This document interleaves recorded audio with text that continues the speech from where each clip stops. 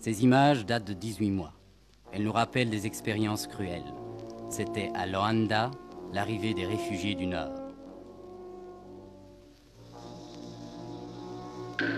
L'armée portugaise, forte de 50 000 soldats, exerça une répression terrible. Elle a reconquis peu à peu toutes les villes, tous les villages où la rébellion s'était manifestée. C'est une armée forte mais vulnérable. Ces lourds convois se faufilent à l'intérieur sur des routes boueuses. Objectif, tenter l'accrochage avec un ennemi qui se dérobe sans cesse mais laisse des traces de son passage.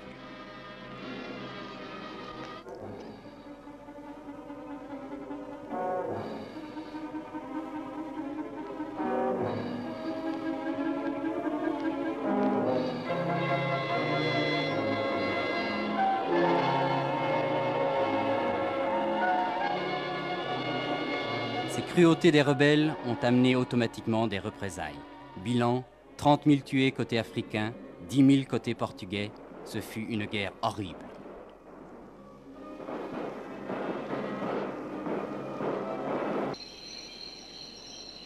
Ces rebelles, les voici.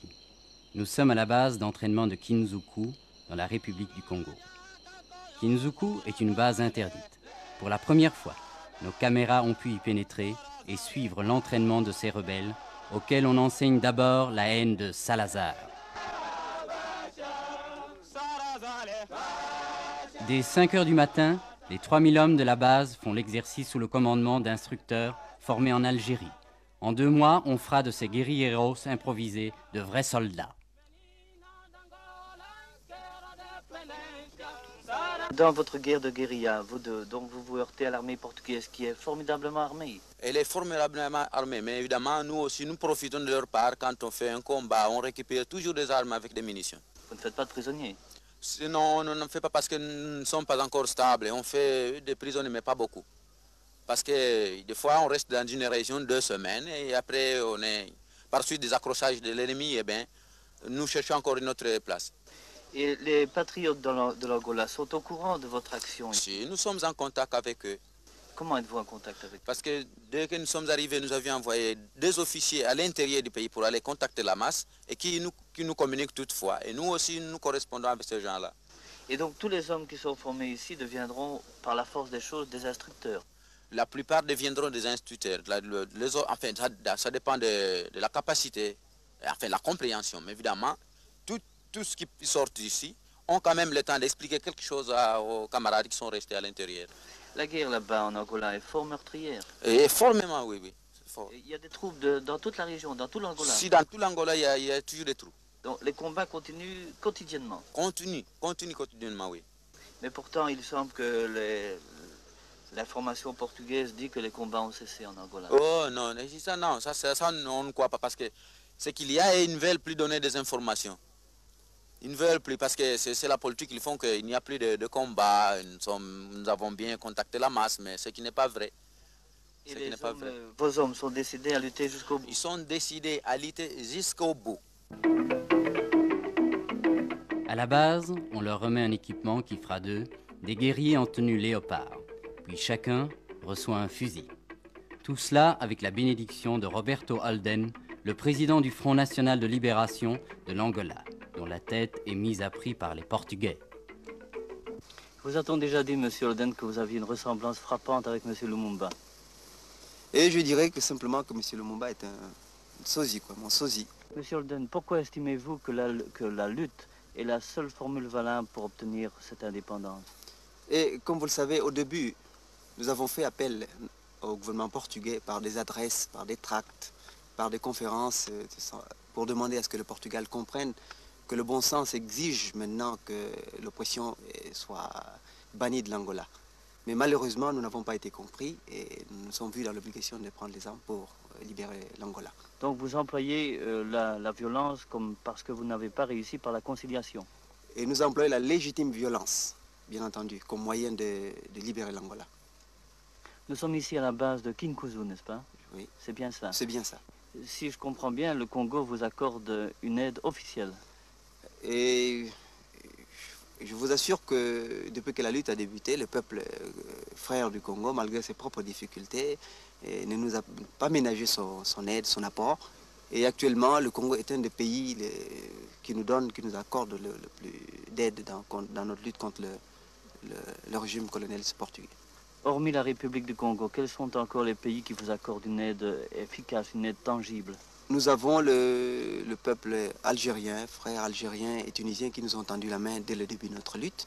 Et puis nous avons la Nigeria, l'Éthiopie, le Libéria qui nous aident également. Avez-vous des contacts personnels avec M. Ben Bella?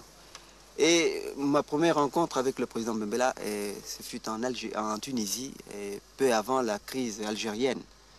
Et je peux dire que nous avons des contacts personnels avec lui. D'ailleurs, nos officiers, comme vous avez pu le constater ici, ont été formés à l'école de guerre algérienne.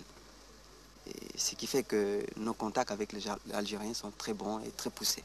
Et d'où viennent les armes qu'emploient vos hommes, vos partisans? Et nos armes viennent pour la plupart de l'Algérie, de la Tunisie et du Congo. Êtes-vous aidé par la Russie? Et jusqu'à présent, nous n'avons pas encore fait appel à des pays en dehors de l'Afrique. Et toute l'aide que nous avons bénéficiant à l'heure actuelle provient de l'Afrique. Il se peut qu'à l'avenir, nous soyons poussés, obligés à demander une aide extra-africaine.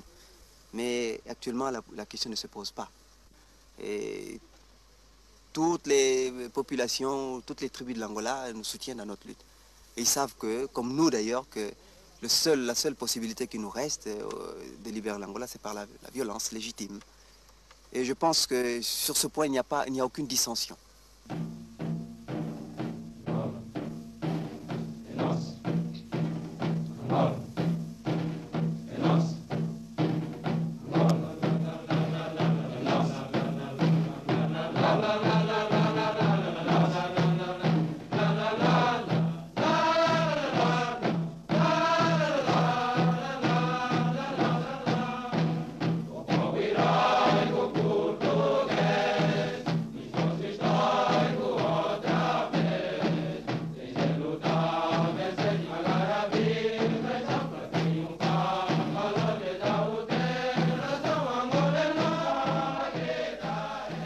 Cette chanson, cette marche a été faite après les événements du Nord pour enthousiasmer le peuple et lui donner plus de patriotisme. Et nous la chantons avec enthousiasme parce que tous les habitants de cette province sont portugais. Quoique je ne sois pas un apologiste de la guerre, je dois convenir que 40 ans de paix endort un peu les pays. On perd l'esprit de lutte. On perd jusqu'à un certain point la confiance dans la capacité. Cette lutte dans laquelle le Portugal est engagé à ce moment pour la conservation de son intégrité comme nation, la conservation des territoires d'outre-mer qui font partie de la nation, on est ce côté vraiment positif.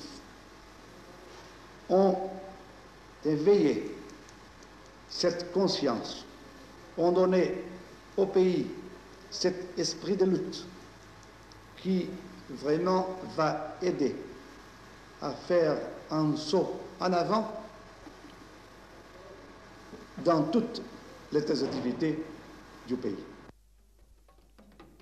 Un saut en avant. C'est la course au diamant, au fer.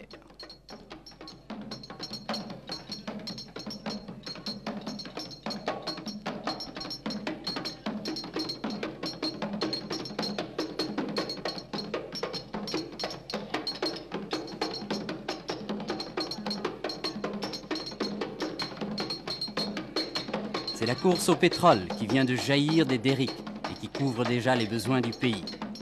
La richesse démarre après 5 siècles d'indolence. Et en ce printemps, le café qui a mûri à l'abri des mitraillettes est plus abondant que jamais.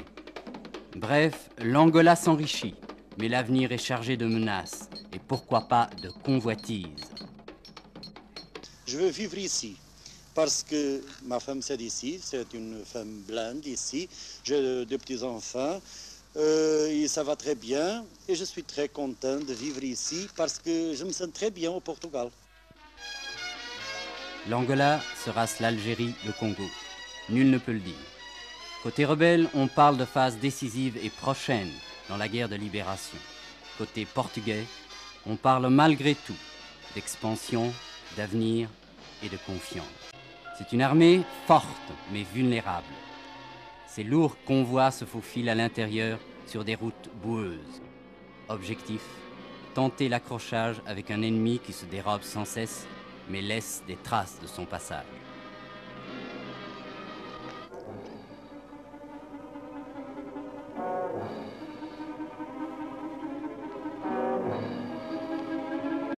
Ces images datent de 18 mois.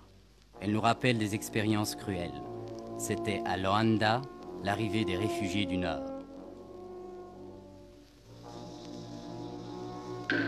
L'armée portugaise, forte de 50 000 soldats, exerça une répression terrible. Elle a reconquis peu à peu toutes les villes, tous les villages où la rébellion s'était manifestée.